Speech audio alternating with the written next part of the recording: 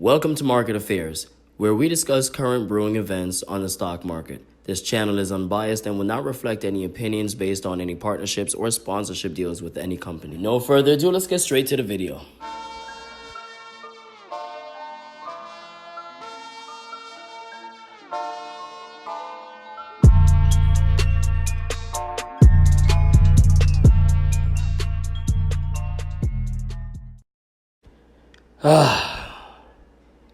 Where do I start? I think I need to drink some water first.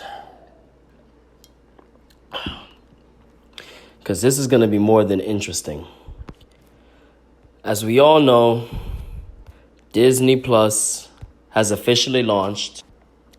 And it was rumored to be launching sometime in November. We just didn't get a clear date. However, back in April 11th of 2019, it was announced officially that Disney Plus will be launching on November 12th. Okay.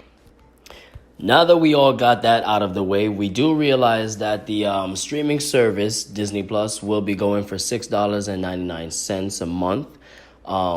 The promotion that's going on for this streaming platform is ridiculous. I mean, Verizon is out here giving out a free subscription plan for the entire year. So that essentially means that whoever has some sort of deal with Verizon, whether it be, phone, internet, or whatever it is, you get Disney Plus for free. That in itself is a crazy marketing promotion tool that Disney is using. I don't know if Disney went to Verizon and said, yes, you guys can do that or not. This might be in part on Verizon's, tactic to get in Disney's good graces. Because at this moment, I think Disney, you never know what Disney might want to do next. These companies, I'm telling you, you're going to see how quick this company will stab you in the back just to make a couple more millions or billions of dollars. And that's exactly what it's doing to Netflix right now. Disney was waiting. It was poising its opportunity to strike at Netflix because it announced, I believe, back in 2017 that it will be launching its own streaming platform after its licensing deal with Netflix has officially, come to an end. And once that happens, we all know that at that point, the runner-up, which is Hulu, which is also owned by Disney. Not many people knows that 60% of Hulu was acquired by Disney, and Disney now owns that platform, which we all know is the runner-up of streaming platforms. We all know Netflix is the top, and we all know that Hulu is the runner-up, second place streaming platform for all your, lovable content. However, now that the licensing deal with Disney and Netflix is up, all of Disney's content will be removed from Netflix and will only be placed on Disney Plus and Hulu. I will give you a much in-depth more breakdown on this, but for right now, I just want you to understand this. Disney is no longer none of Disney's content will no longer be viewable on Netflix streaming platform. However, it will be viewable on the runner-up's streaming platform, which is owned by Disney, which is Hulu. All right. I'm getting back on track because I was getting off track for a little bit. I'm trying to keep this video under 15. I'm trying to keep this video under 5 minutes. So let me just run through all the subscription plans for each streaming service so that you guys can have an understanding and a familiarity with what current streaming services are the top 10s right now and what they're going for. So right now we have HBO Max for $14.99. We have Netflix going for $12.99 currently, which was recently increased. We have Hulu going for $11.99.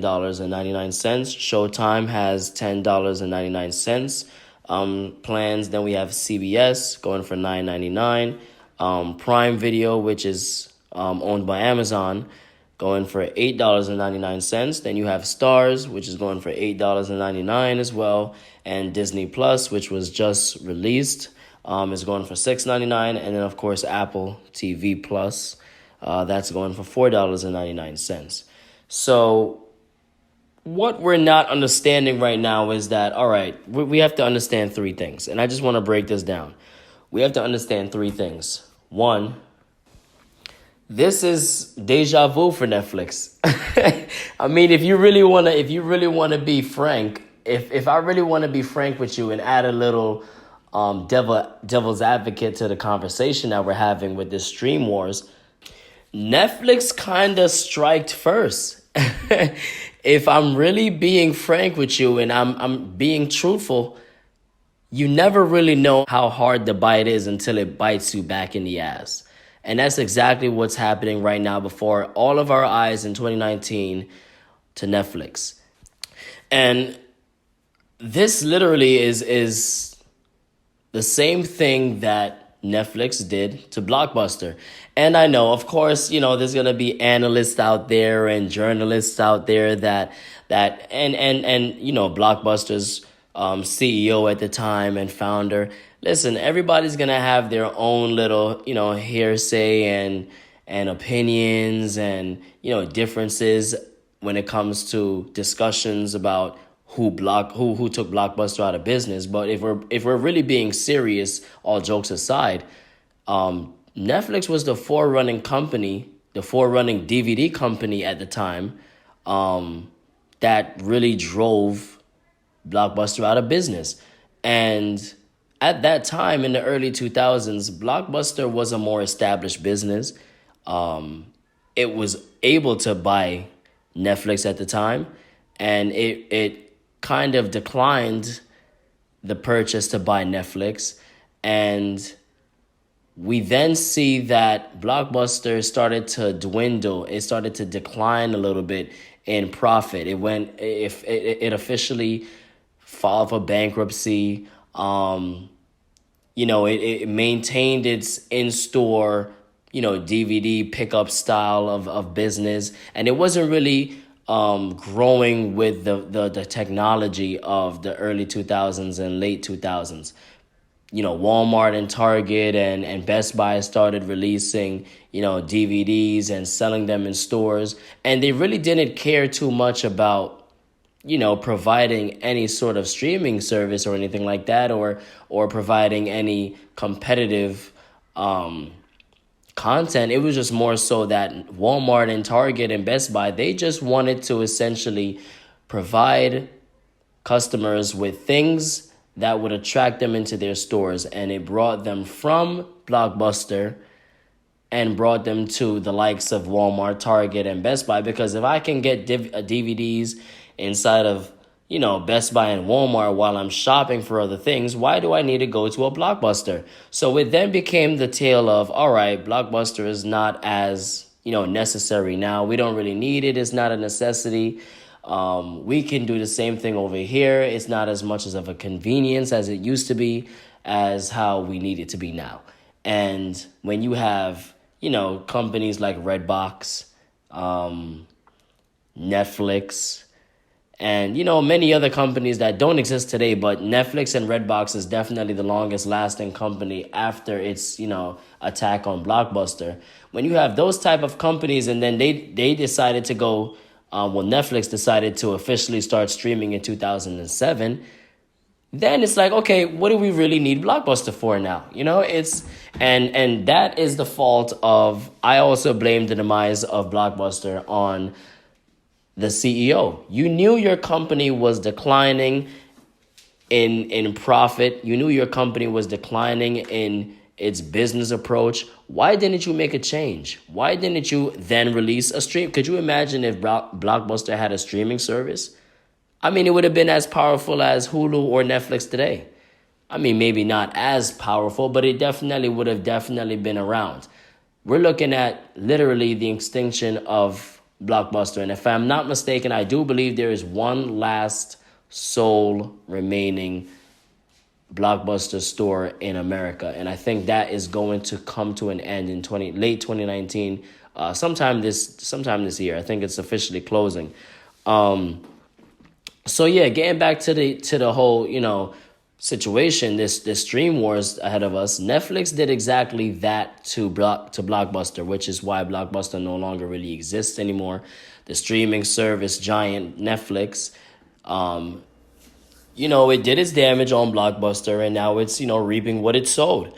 We're realizing that the second thing that Netflix has to be aware of is that your main competition is not just Disney.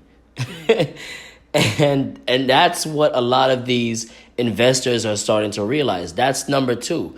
That's the second thing we all, as consumers, investors, and as Netflix, we have to realize that Netflix's biggest competitor is not just Disney.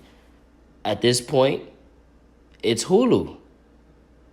And I'm going to get into a more in-depth discussion as to why it's Hulu.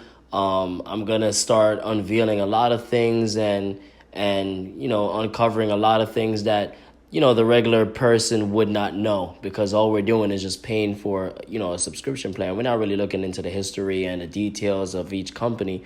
But this goes deeper than the surface.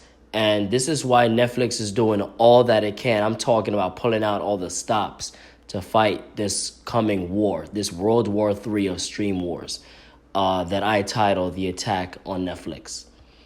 And the third thing we have to be more aware of is this isn't over yet. I always said this on my IG, on my Instagram, that this is literally a war. This is a World War III of stream wars. This is not, something that's just gonna be here and gone, within the next coming months. No, this is gonna be a long going war, and it's not just gonna be between streaming services. This is going to be one of the biggest stream wars to date, and a lot of companies are gonna suffer a little bit. The only real people that has zero to lose and a lot to gain is the people who, one, did not invest, and two, only paid for the subscription plans and is going to enjoy every last bit of their penny that they pay per month to enjoy the service. Because at the end of the day, the best platform that competes with the best content is going to remain. And whoever the consumer chooses to be their sole platform service provider is going to be pleased with the service and gaining exactly what they paid for. And at this point, that's all we have to really realize, that there's a lot to gain when it comes to being a consumer, but there's also going to be a lot of money lost for those who invest incorrectly. And that is why I'm doing these market affairs series. I'm breaking down and I'm getting in the grittiness of all of this stream wars, content by content, just so I can give you guys a more in-depth view on what the analysts aren't really giving you a more in-depth view on. They're just creating more phenomenon and a more paranoia about this war, and that's not what investors need, and that's not what people who aren't multi-million-dollar investors need to hear. They need to hear the real down and dirtiness about these companies and their motives and what they plan on doing. And I don't want the people that aren't necessarily in the loop of all of that to get lost. And that's exactly what I'm here for. Nothing else. Not creating any paranoia, not creating any hysteria about this. I'm just simply enjoying each and every last bit of this content, war and feud. I'm enjoying the profits.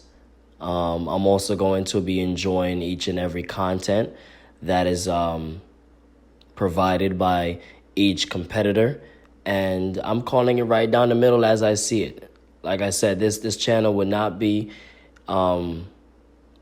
responsible for any confusion. This channel would not be here being biased on what I like. I like both Netflix and I like Disney, and I also like the fact that we're seeing some sort of competition in the market. It's not just a steady market anymore. This is going to be moving a lot faster. This is going to get a lot of the the market value and the profits moving and the revenues moving a lot faster and quicker than usual, because prior to this it wasn't really moving that fast.